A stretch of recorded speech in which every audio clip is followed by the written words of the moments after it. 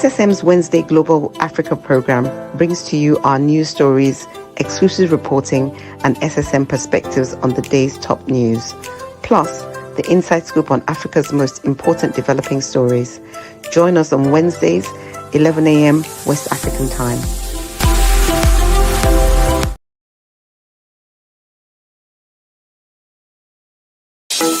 In a world where news flies around every minute, you need the ability to relate and connect with what matters and stay up to date.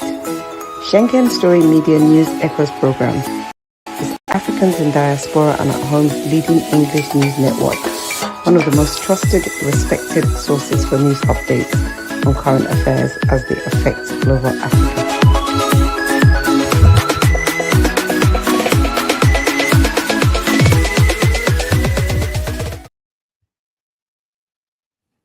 Good day, viewers. Good day to you around the world. People of God, how are you? It's a beautiful Wednesday morning here in Milan, Italy. My name is Mark Godwin, and we're here on our SSM Wednesday Global Africa update. Joining me from Lagos, Nigeria is our man, Olayinka Raji. Good morning. Good morning. Good morning. Good morning, Sir Mark. Good morning, viewers around the world. Welcome to our Wednesday program. Let's do it as usual. Yes. Raji, do we have any update from Ghana on the election? What's new before on the campaign trail? Oh, the campaign trail is very, very hot now. Nothing new, the same brickbat between Bauma, who is for the MPP, and Mahama, who is trying to do a comeback on the NDC. The other parties are not that prominent, but those are the two, Baumia and Mahama, and both of them are from the north. Mm-hmm. Both of them are from the north. Okay, yes. Please keep your eyes on the campaign trail. Let's know what's happening. Yes. December the 7th is almost here, and what happens in Ghana affects Africa. So we need to put our eyes on that one too. Yeah, let's go on to our news Wednesday African news update. So viewers, you are tuned in again to today, the 20th November 2024, our African update. Joining us from faraway Lagos, Nigeria is our diva, BD Nana. BD, can you hear me? Can you see me? I can hear you. I can see you. Good morning, Massive Matt, Saraji, our viewers. Nice to having us today. Yes. Good morning. You are welcome. Good morning, BD. Yes. All right, gentlemen, lady. Let's go on with some news from Nigeria.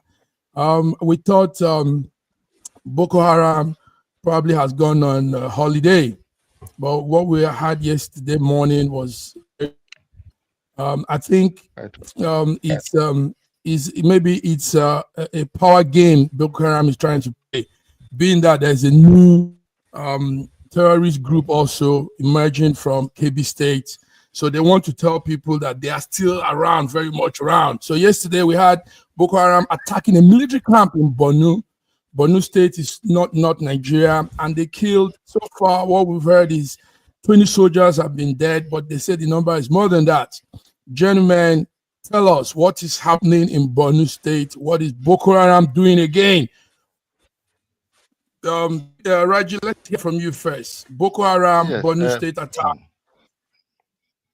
Yes, I actually do not understand how our military is engaging these Boko Haram people. Okay. If I believe that if there was more diligence in their prosecution, Boko Haram would have been eliminated by now. But we keep hearing that the Boko Haram people are within the people. They are protected by the people, and it's a very, very serious war. In fact, it's a very, very serious case where the Boko Haram has liberty to attack military installations and kill soldiers without much repercussion from the soldiers, as much repercussion as I would have expected them when certain incidents happened in the southeast and the south. Yes. Yes, yes. It's a serious thing. It was a major attack on the north of Nigeria, and what the government is saying is the government press is 20, but like you all know, when there is that figure, it's probably more than that. Bidi, is it that Boko Haram wants to be relevant since they know other terrorist group are springing up? Bidi, tell us, what's this attack yesterday? There's nothing like being relevant. Boko Haram has always been there. It's just the government that has spoken to the media. They tell them to play down on how they report the activities of Boko Haram in Nigeria. So there's not. They've always been there, and the attack has been ongoing. It's not something that actually stopped at any time. What you see, or maybe it looks like they are no longer, it's because the government has issued warning to media houses and the journalists and reporters to play down on reporting the issues of Boko Haram. So they said they killed 5 soldiers. That was what they told us, but the indigenous told us that it's more. They killed 5 soldiers. About 3 soldiers are missing. They injured 20. That's the report they gave us. Like things I'm tired of talking about, and we keep getting this news, and it keep happening until Nigerian governments are ready to deal with this issue of Boko Haram. We know what is happening in Nigeria with the Boko Haram, and not like you said, like Sir Raji said. I'm happy it's happening in northern part of Nigeria, because if this thing had happened in the eastern or southwest, we know what happened in Okwama. We know how communities, people were burnt and houses were burnt, killed. Do you understand? Because it happened in the area that they feel irrelevant in the society, in the country called Nigeria. This thing happened in the north every time. They killed our soldiers, they killed our policemen, and nothing has been done about it. And they keep doing it. It's not as if government does not know what is happening. People who are doing this, they know, but they decided to pretend as if they don't know what is going on. So I feel for the family who lost their loved ones.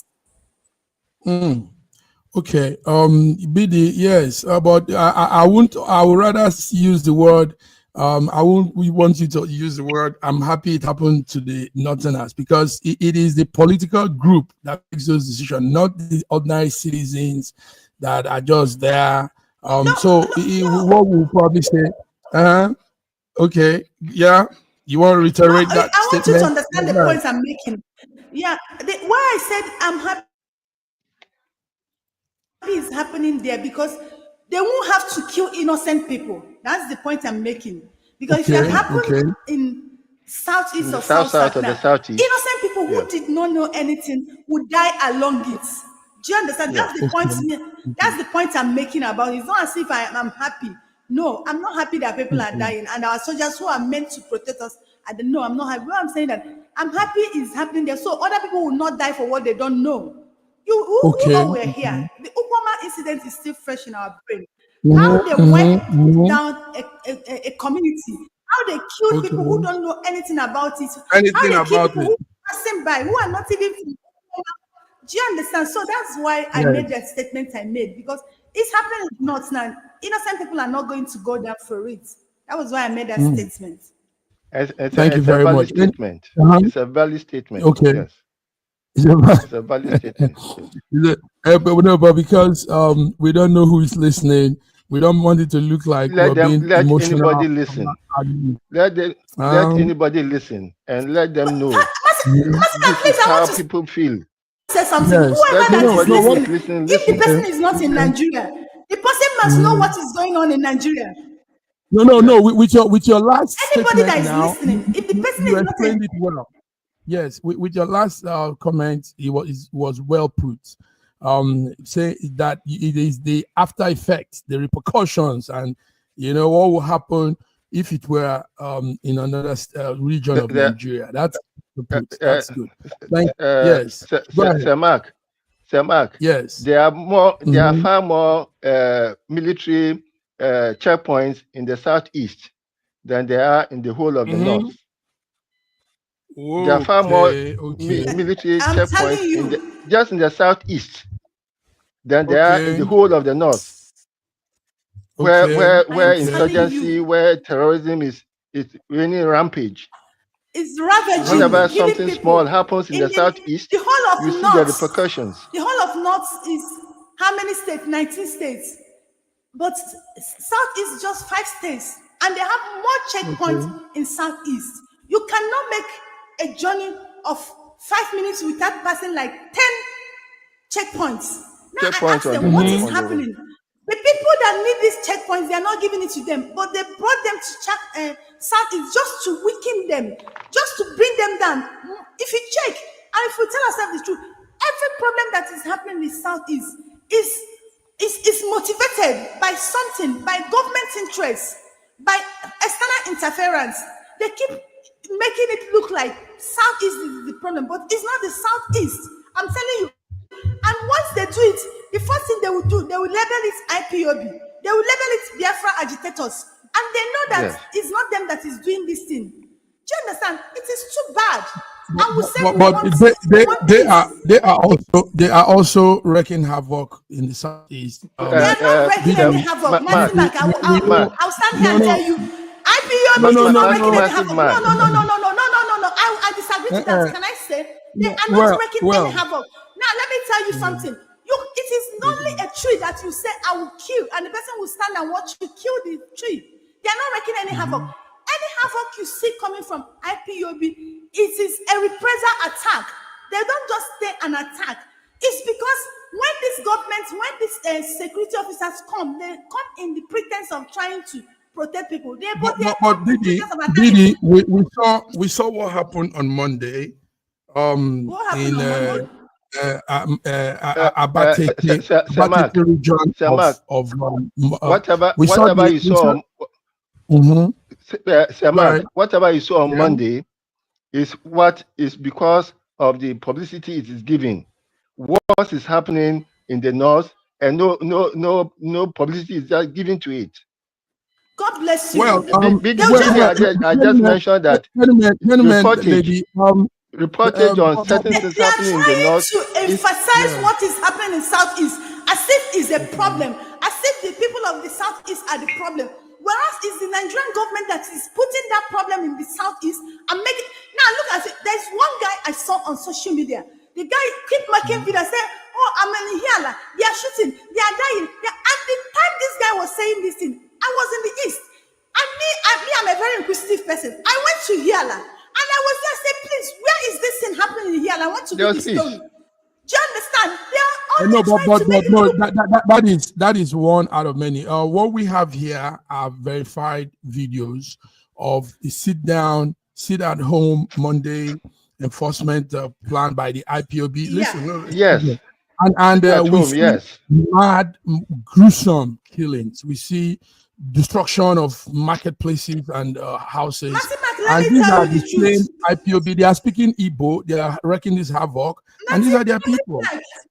Massive Mac, let me tell you the story. I am not saying they are not Igbos. Massive Mac, everybody knows what is happening in Nigeria. We have an external body, a very big external body in this country now who are sponsoring attack, who are sponsoring problem in all political parties, in all regions, to make it look like the regions are the problem. Now, let me tell you, Massive Mac, you have a son, a child you so much love. Why do we even have sit at home in Nigeria? Don't we know? If it's your son that they arrested for just speaking the truth, say, let my people be. They arrested him. Will you go in and sit? Will you go? That's true. Anyway, yes. Let's not go off. Let's not go off the. Releasing Nandikano. Then, if Nigerian governments want peace, they should release Nandikano and see if that's. No. I hate when people come and make it look like. They are pushing them into that problem. But when you push somebody, will give you what you want. Okay, go ahead, Madam Bidi, if that's sit at home, you will not stop tomorrow. Madam Bidi, Mhm. Madam Bidi, Nnamdi Go ahead. Kanu's case is a very touchy political case.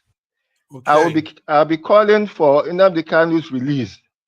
If when he was given bail, he did not jump bail. The moment he jumped bail, the whole case became different. When a policeman arrests you, an innocent man, you are arrested and you are taken to court and you are given bail. You are still innocent. But the moment you jump bail, you become a criminal. Nnamdi Kanu said his life was at stake. They are coming to kill him. Please, let me respond to Sir No George. matter what you say, Please, the moment just you 1 jump minute, bail, 1 minute, let's 1 minute, let's 1 minute, let's please, hold 1 on. minute, Let's go to 1 the minute, noon. please, 1 It's minute, not 1 minute, okay. Go please, I ahead. beg you, Go ahead. 1 minute, 1 Go minute. ahead. Sir Raji, Nnamdi Kanu did not just jump bail. Nnamdi Kanu was on bail, and Nigerian government sent Nigerian army to go to his house. They went there. You know the number of people they killed? Somebody that is on bail and he was in Nigeria, was in his house. They sent Nigeria and they went to his house. They killed over 20 people. Then if it's you, Saraji, you stay there. like my Okay. people will No, say, answer my question. Will you stay there? Gentlemen, Madam Bidi, let me tell you something. Nigerian My people, government pushing my each other, running away. my Sorry. people, Madam Bidi, Mhm. my people will tell you that it's only God who can judge the case of a person who shares meat with his teeth. You know, the government is sharing meat with his teeth. Nnamdi Kanu is unfortunately is a victim, and the whole place. And because government has power, government can do and undo. But you Okay. cannot face there's no way any group of people can face That's it government's now. power, All right, gentlemen. violence for violence. Let's So not divert. Let's not go off the. yes, okay. news. So before we are Yes, taking thank so you much very much. time That's on a this, good one. yes, So yes, the violent clashes between the fighters and armed forces. The report says destruction of military vehicles were done, and some of the soldiers escaped, but 20 is what we have here as those that were killed. Sources said that the fighters seized also some of our vehicles, armed vehicles, and a quality number of weapons. You know, this is where I want us to bring those discussions to, including machine guns before they withdrew. Now, gentlemen, when they raid, how is it easy? How is Mhm. it easy for terrorists to disarm Nigerian army people? and take all their There's always a weapons. suspicion of complicity in the whole process. There's always a suspicion of complicity. We have known soldiers who who bring in terrorists to come and invade in their barracks, and this is in the north. We know about all these things. So it is very so. At which point were the ammunition released to the soldiers in such a way that they were now being easily captured by terrorists? Before you Okay. can take any arm, they can take any quality Go to arm the from the armory, the armory. bunker. There's a Yes. process. Yeah. So Yes. at which point were those ammunitions released to the soldiers in such a way that it was easy for the terrorists to disarm them and collect their arms? There's something Raji, not quite yes, clear. very, very cogent questions we need to ask. This is where I want our discussion to actually head on, because this is the root cause of more insurgency, more deadly attacks, because they get access to these arms, they get access to our vehicles and all these things. We spend a lot of money, taxpayers' money, to buy. We put them at the storehouse, and these people come to pick it. And like you said, Raji, there is an insider that is cooperating with this, because really, I lived in the barracks. I'm a son of a soldier man. My mom, my dad, my parents were both soldiers, and I know how it is to get one arm out of the armory. You don't just go there and just, it's not open. It's not an open place. It's a place. It's like the vault where you put money to, you know. So how are these people getting this access and this happening? These are the questions we're asking. So easily. Anyway, go. You want to add to that, Raji? You want to add to that? Yes, the same thing. And then it also shows how lax our security is, even around the barracks, around the National Defense Academy, and around all those places. Shows how very lax our security is. that if terrorists, and they are not just 2, 3, 4 people coming in, they may come in as more than 10, 20 to come and Yes. attack, and they just come in and attack and go free. No, Free. there's some complicity. There's some level of complicity. There's some complicity. All right, gentlemen, and thank you. Let's move on to other news. There have always been a complicity. Mm-hmm. Yes, of course, there has been always. We know how some of these soldiers, even the junior ones, comes out to cry and shout. And what do we get when they cry and make such accusations, even in a funny way? What do we have? We'll have some of them silenced. We'll have some of them dismissed. Of course, it's a known fact. But because we live in a country that we don't want to say the truth and wouldn't want the truth to come out to life. So it's not something that we say maybe. It is the truth. I feel for the family that are losing their loved ones. Thank you, BD. So viewers, that's it. Boko Haram attacks military camp in Borno State, north of Nigeria, kills soldiers, many of them. We think the numbers are more than they say, but they say 20 for now. And sad, very, very sad. We find ourselves in this quagmire. Gentlemen, let's come to a little of let's bring it down. Yesterday we saw a video and it was a little bit touchy. Let's see the video before we continue.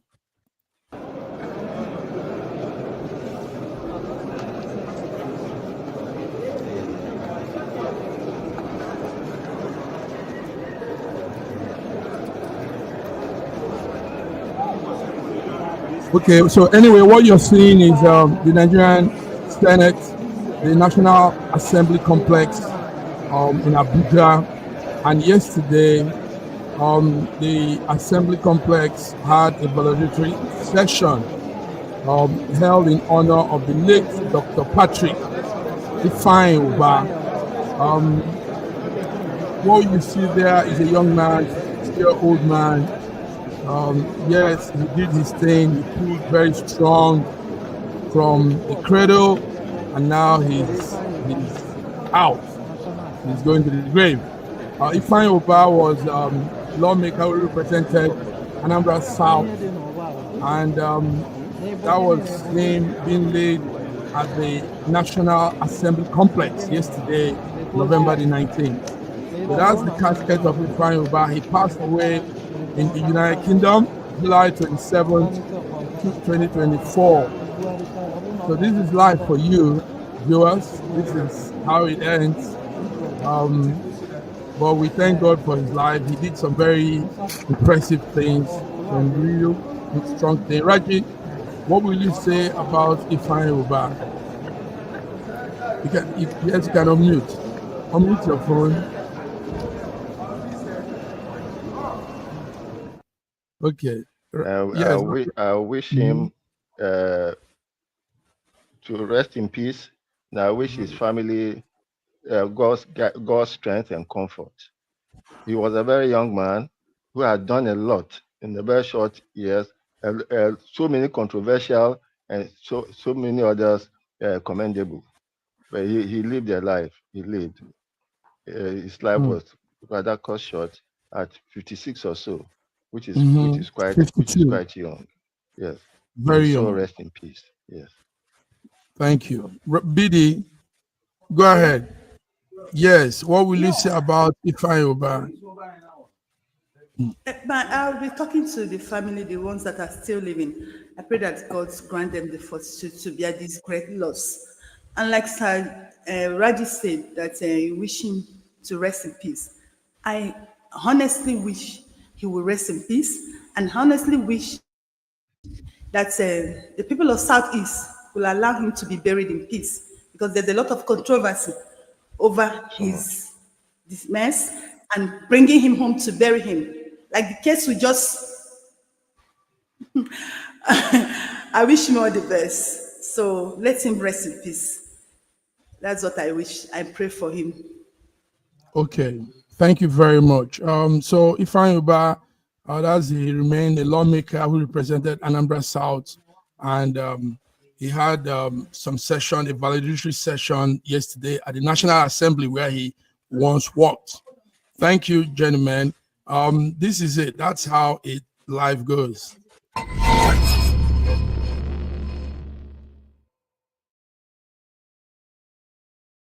Okay, viewers, you're back. We're here on Wednesday SSM African Update. Let's come to some other Nigerian news again. Gentlemen, we saw yesterday the EFCC. EFCC is the Economic and Financial Crime Commission in Nigeria. Dismissed 2 of his officials over alleged corruption. This is all very unusual of that organization, you know. Raji, do you think this shows how transparent Olukayode, the chairman of EFCC, Olukayode, is? Does this show that he's ready to... Without being sentimental, I want to say that those people who were sacked, their sins must have been so humongous that the EFCC couldn't cover it. Because inside that EFCC, a lot of them need to be hounded by EFCC themselves. There should be another body overlooking the EFCC activities, because they seem to be a law unto themselves. There have been cases where they have retrieved stolen items from people, and these houses and things have been sold to their own cronies. There's so much criminality going on in EFCC that EFCC itself needs to be put under the microscope.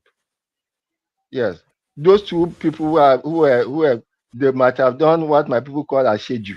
They might have done too much for them not to be covered. A schedule. Yes. BD. Thank you, Brother Raji. That was really funny. The Olukayode, the chairman, said the members were dismissed due to alleged corruption.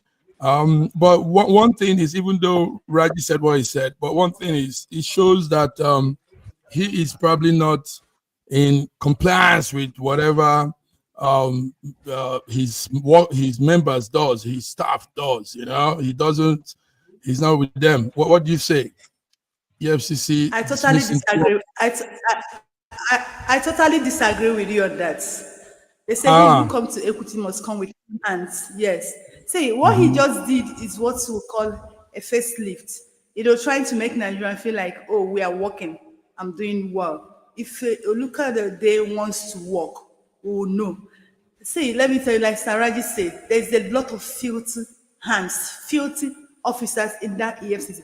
If you don't know it's that our major problem we have in Nigeria today is EFCC.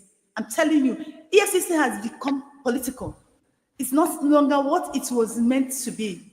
So, well, you know, they wow us with, you know, Nigerians, we are so feeble that little things, you know, takes us off our feet. Now you see them celebrating him. Well, I don't know what to say, but this is not just talking compared to what's the kind of rottenness that is in that EFCC. It's like, there should be another body overlooking the FCC. Okay. There should be another body overlooking EFCC. EFCC. And yes, but if that is happening there, it's an anti-graft anyway. But there should be, like you said, that's very true. The graft that is going on in that anti-graft community will make ONUC and others look childish. Whoa. Massive Mike, let me tell you, you see those 2 people they sacked, they were sacked to cover up some certain things. Go and mark it today. Those people that they sacked them to cover up some certain things. They are not the only people. EFCC is known for corruption in Nigeria now. That's why I keep, how can a corrupt officer be fighting corruption? It's not possible. So these things they did is just to wow Nigeria, say, oh, they are working. Nigeria, they're not working anything. If they work, if they start working, we will know. If they start working, we will know. All right, gentlemen, thank you very much. Let's go on a small break. We'll be back. Viewers, you're tuning to SSM Wednesday, 28th November, African Updates. We'll be back. Nigeria, we hail thee, our own dear native land. Though tribe and tongue may differ, in brotherhood we stand. Nigerian soul are proud to serve our sovereign motherland.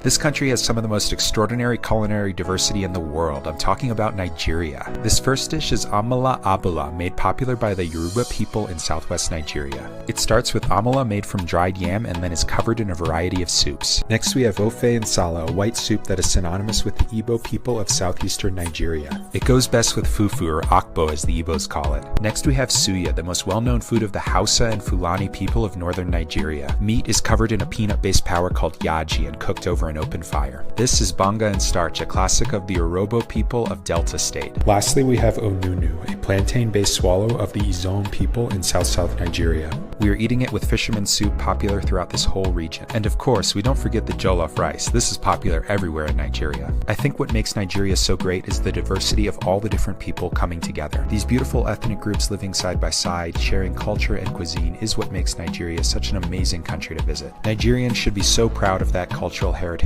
as there is so much more that unites than divides them.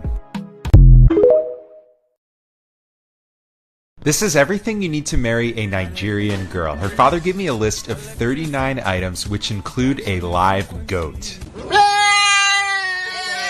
The first place I went was the bulk food market to gather the yam, palm oil, baskets of fruit, and dried fish known as eja osun. And it's not just one yam or liter of palm oil, I am buying large quantities. It was pouring rain and I rented boots to make it through the mud, but it is worth it to marry my beautiful bride. In Nigeria, they practice dowry for marriage, paid to the family. In the Yoruba culture, each item is symbolic and not really a payment to the family, but rather proving your worth to marry her. And prove it I did by next heading to the goat market, where I spoke with a house of men to find the meatiest goat. This is the one I picked, and surprisingly, the goat at only $40 is one of the cheapest items on the list. This can't be done in one day, so after the rain cleared, I went to Mushin Main Market to find the kola nut, both bitter and regular, the alligator pepper, the adun, which specifically said I needed to buy plenty, and bottle of raw honey, which symbolizes that our marriage will be sweet. Next, I had to gather biscuits, bulk packs of different drinks, wine, and semen schnapps, as well as a suitcase full of new clothes for my fiancé to prove I can provide for her in the marriage. And lastly, the marriage Bible, as God will always come first. It is possible to pay someone to buy these items, but for me, I wanted the experience myself. Finally, we brought all these items to the family home for the wedding day. It is not easy to marry a Yoruba girl, but my bride is strong, smart, loving, beautiful, and completely worth it.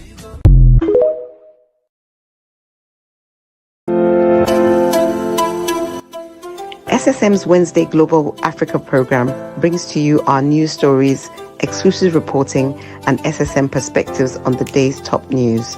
Plus, the inside scoop on Africa's most important developing stories. Join us on Wednesdays, 11 a.m. West African time.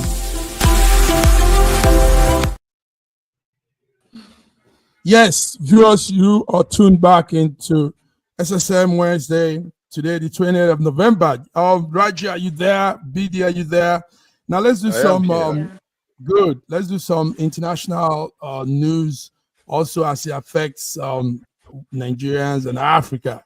We're just getting an alert that the G20 organization has handed the leadership to South Africa.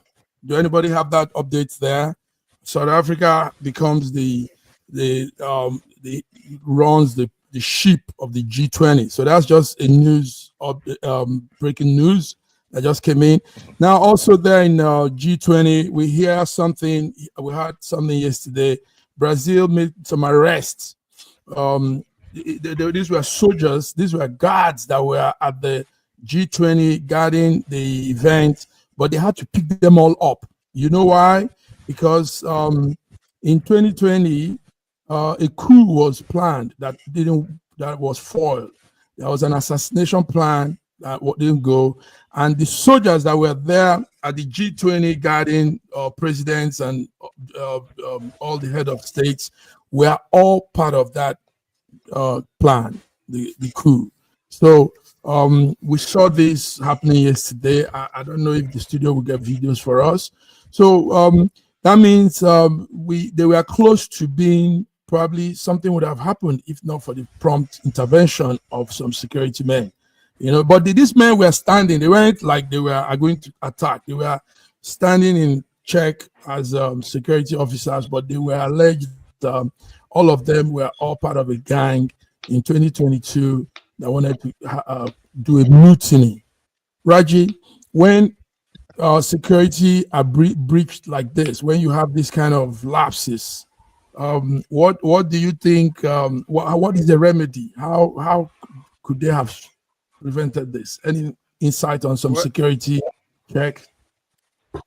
You see, I don't think it was a lapse. Okay. Because when people are planning for you, you will never know.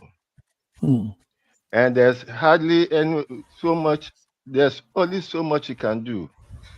And what part of what they could do was to be able to probably got a wind of it and arrest those people who they thought would be involved.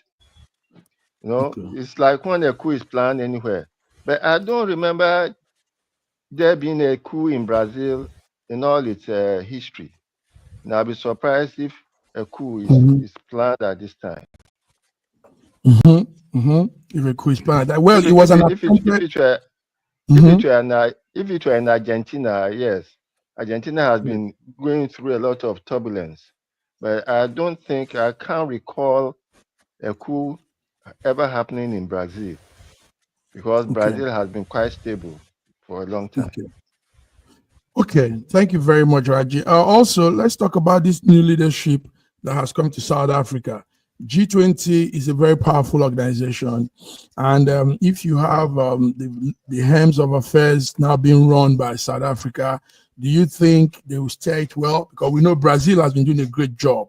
Brazil has been carrying that leadership for some time. What will you say? Anyone? Yeah, I think in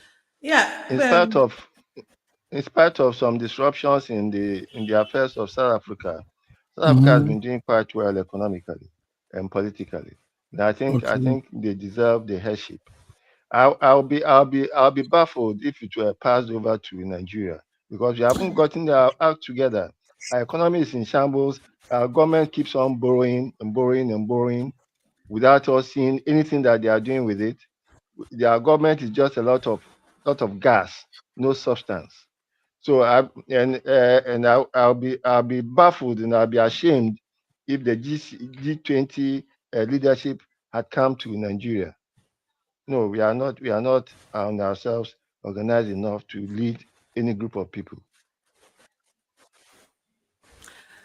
Yeah, say, if you look at this leadership that was handed over to South Africa, I think they merit it, because if you talk about Africa, South Africa is one of the few countries in Africa that actually have a good foreign policy, unlike Nigeria. Do you understand? And this was put together by their foreign minister, Yusuf Tuga. They deserve it. I am telling you, because if you talk about African countries, before you count like 3, 2, or 5, before you count to 5, South Africa must be among them. They got their ass together, political, economical, they know what they are doing. Unlike other countries, yes, we pride ourselves as the giant of Africa, but I think in that area of foreign policies, political and economic, I think South Africa is actually ahead of We're us. ahead. They deserve it. Congratulations to them. They deserve it. Yeah, it's the same reason why they are in BRICS and we are not. We are just apprentices. The same reason why they are sitting at the table. I wanted to talk about that. They are the only African country that was well recognized in that summit. BRICS, yes. That's the end. Now, our president left Nigeria on Monday for this summit. I don't understand what is happening. President Bola Ahmed Tinubu left Nigeria on Monday. Today is Wednesday for this summit. And South Africa is the only African country that was well recognized at this summit. So what's happening? Maybe probably somebody should tell me what I don't know.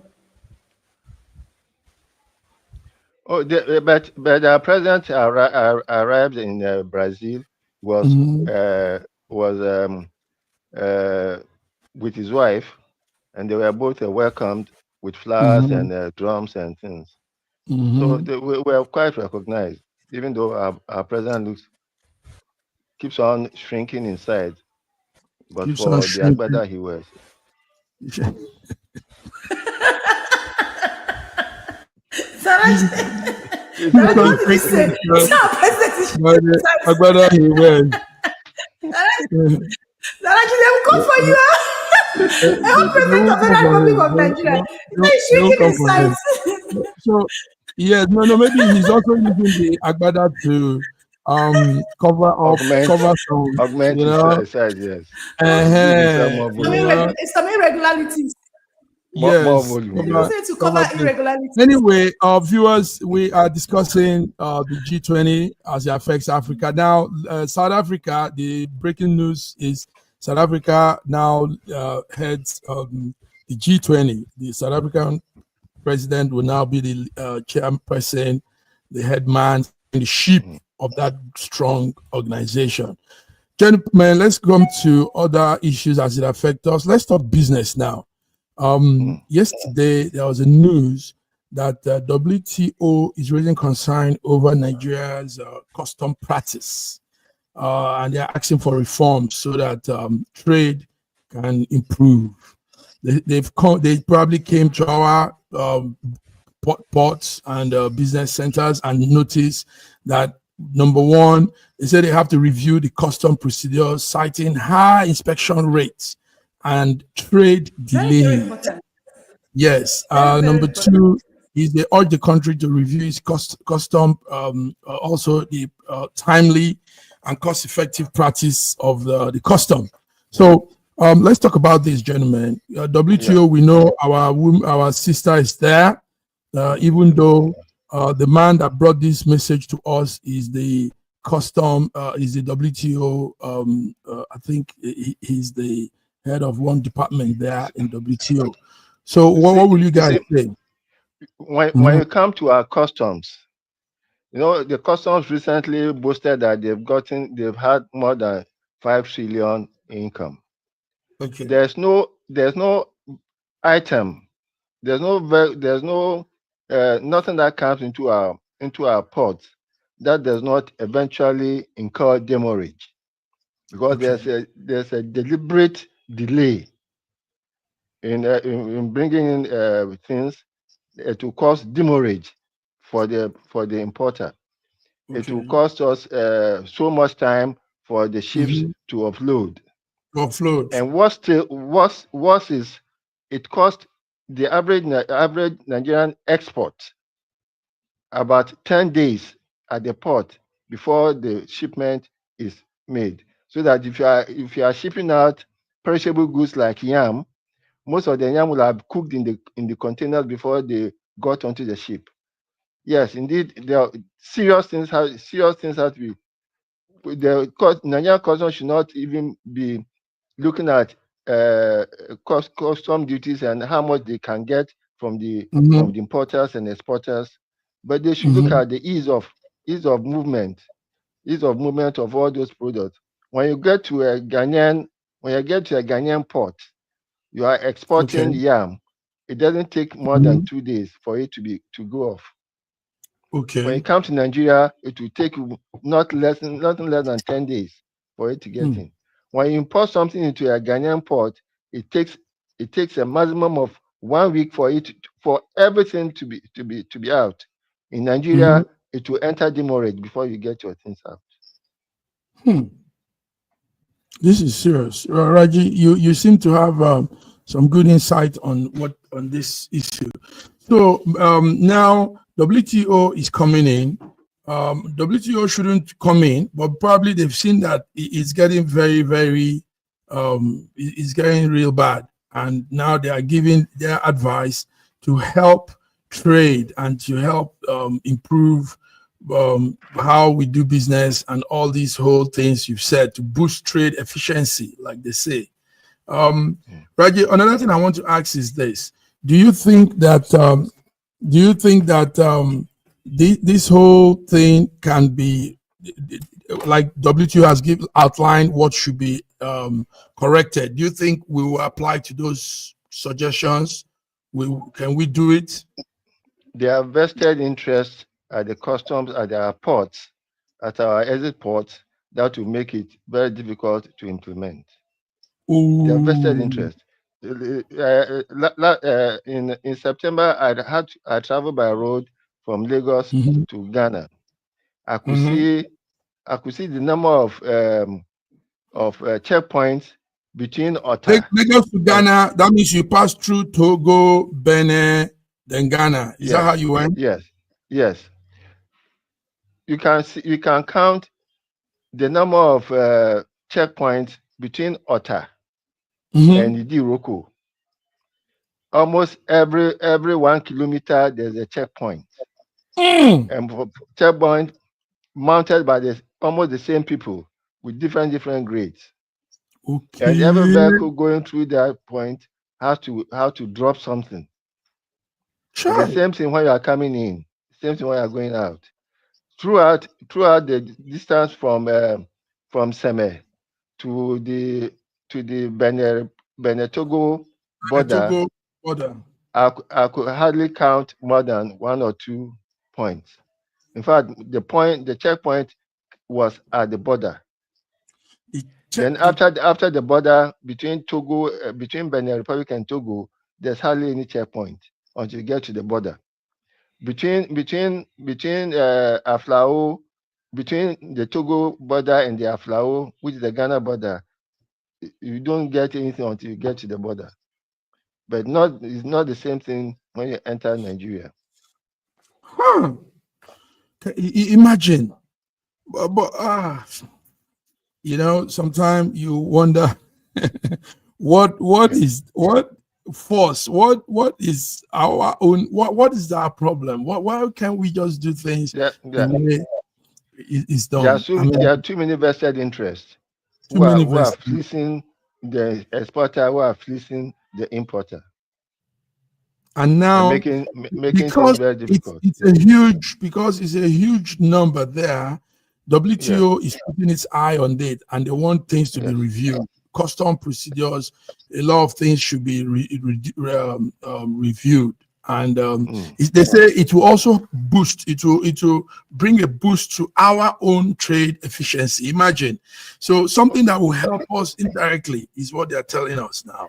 Do you know that there was a time when Nigerians bringing goods into the country would rather go and bet in Benin Republic than come to Apapa because of the ease of process of getting their goods out? Sure. Yes. It's cheaper for them, it's better for them. So they go to there. It's cheaper for them and better for them. Yes, it's better, yes. Oh dear. Okay. Thank you very much, Raji. Raji, like I said, it looks as if are you an agent? Are you a clearing agent? No, I'm not. No, but I'm interested in trade. Yes, in trade and the bottlenecks that are put on into the process. Into the process. One thing is, the southwest of Nigeria, they are good with trade. I mean, when it comes to, I don't mean the business one of the southeast, the logistics of trading and some of the behind, and it's important, Raji. These are, our government will be doing things, clueless things that will not get any. But these things we're saying now, this thing WTO is bringing up to us, could increase our GDP, better a lot of lives, better the economy, and but they prefer to go and borrow money and put us into more troubles. Okay, Raji, thank you very much. Raji, let's talk about some other issues. Dangote says he's seeking for billions of dollars to boost his refinery production capacity. amid the crude supply challenge he's facing. Raji, just give us a small one on that. What's happening?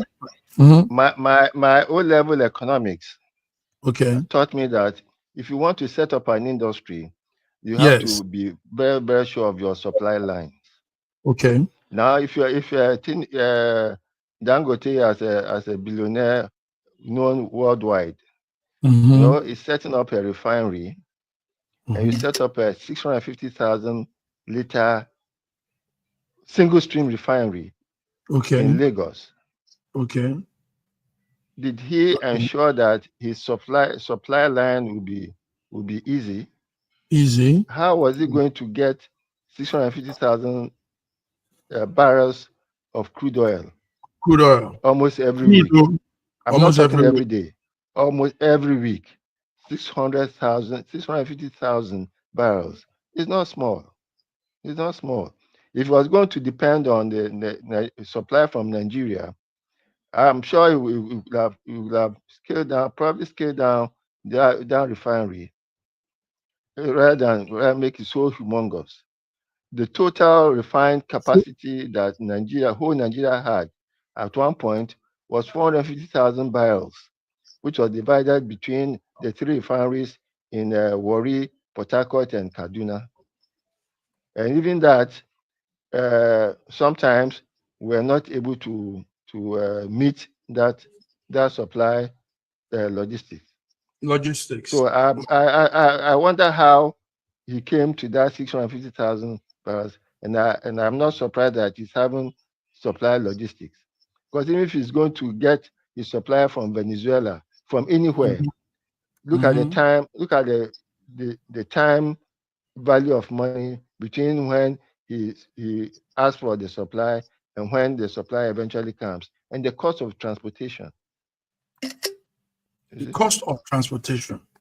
Yes. Okay. Yes. Thank you. You broke it down because you're there. You're following that situation. Our time is running out, but we still have some small things to talk. Raji, let's talk about what's happening in Delta State. Delta State former governor Ifeanyi Okowa has been said to have misappropriated 1.3 trillion naira. 1.3 trillion naira in that's the fund that comes to the state. So, and the total of that fund is 2.6 trillion. Now 1.3 trillion has not been cannot be accounted for.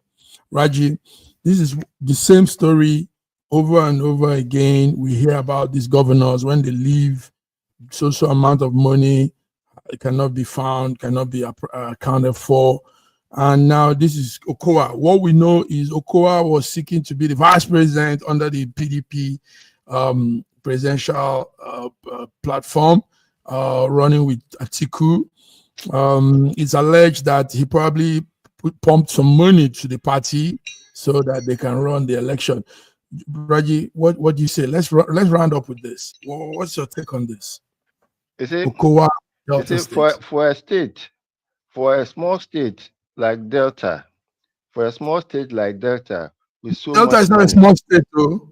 That's the engine house of Nigeria. I mean, one of the engine house of Nigeria. Go ahead, Raji. I'm talking about size.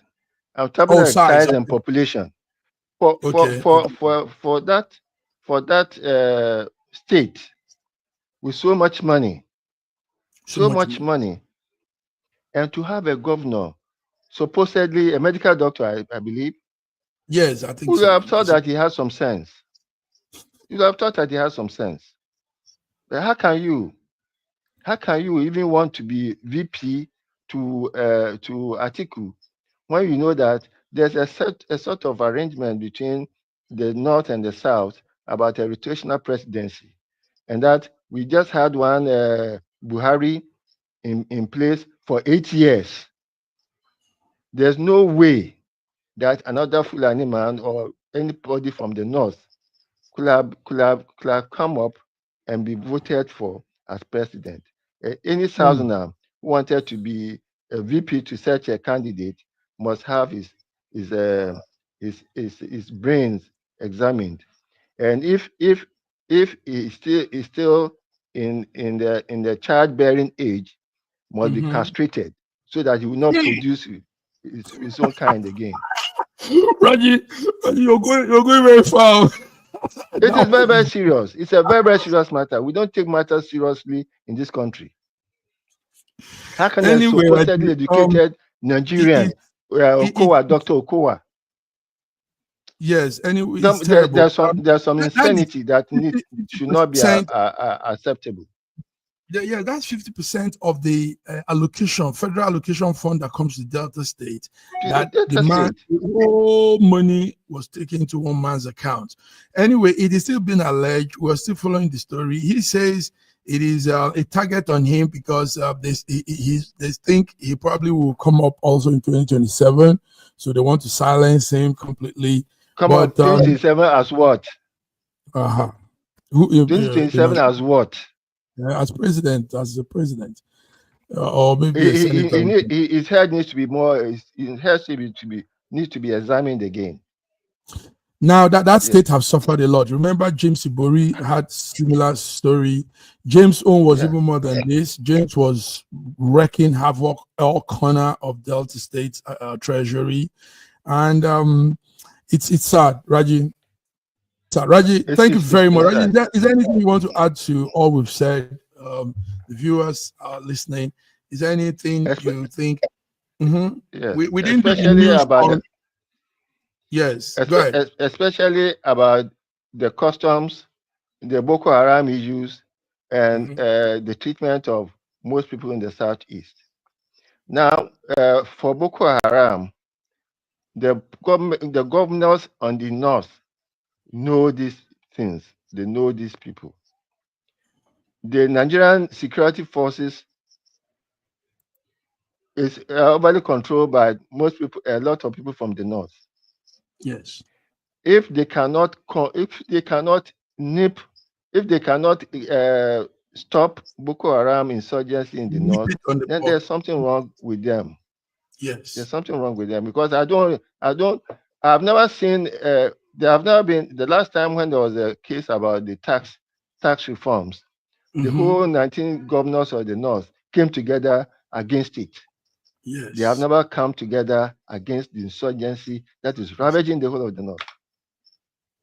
They have rather asked for a treatment like what happened with the Niger Delta insurgency, so that there should be a Northwest Development Commission, Northeast Development Commission, which has been granted them.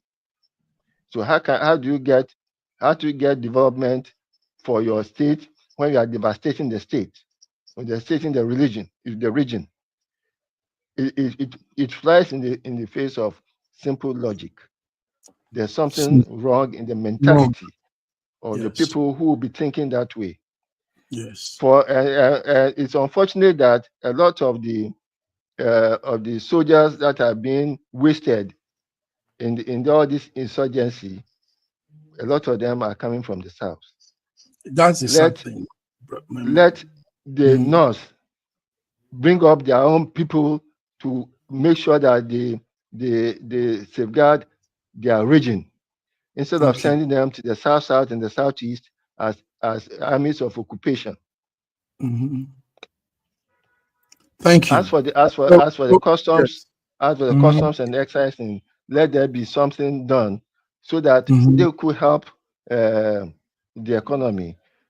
The decentralized concentration of all the things in Apapa. There are other ports in the east that could that are just wasting. Yes. Thank you very much. All right, Raji, beautiful. Today, I think maybe because you're all there alone, you really put things straight up into perspective. So viewers, this is it. We are here and we've done our thing. Wednesday, 20th November 2024. SSM African updates. Raji and myself, BD was earlier with us. We lost her somehow. Well, thank you for staying tuned. We'll come again Friday. Friday we'll be here on the international updates. We want to talk about Russia and Ukraine and what's happening. Raji, do you know Europeans are preparing for World War III? Yes. there's There must the be something. sign. There must be something wrong. There must be something wrong with Yes, them Germany because has mobilized defense. About 800,000 NATO troops are being put in the Kremlin, somewhere in the border. U.S. is also announcing that Russia should stop allowing long-range missile attack when U.S. itself has given Ukraine the power to launch theirs. So a lot is happening in the international scene. Raji, let's come Friday. We'll talk about these things and all right. put things as we normally do. So on this note, viewers, have a beautiful week, midweek. See you on Friday. Until then, bye-bye. In a world where news flies around every minute, you need the ability to relate and connect with what matters and stay up to date. Schengen Story Media News Echoes program is Africans in Diaspora and at Home's leading English news network, one of the most trusted, respected sources for news updates on current affairs as they affect global Africa.